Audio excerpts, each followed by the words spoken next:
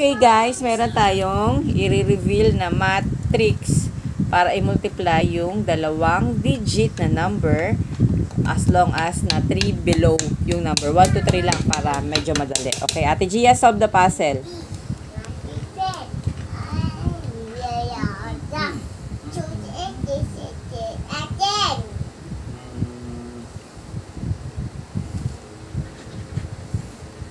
Okay, recheck natin. Ilan yung lines? 1. Okay, ilan yung lines? Ilan yung lines?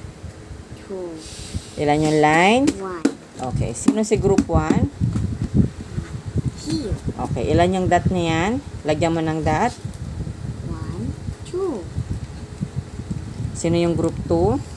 This one. Okay, ilan ang dot? 1, 2, 3, 4, 5. And then, anong group 3?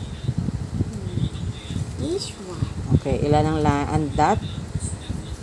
1, 1, 2. 2. Okay, the answer is 252.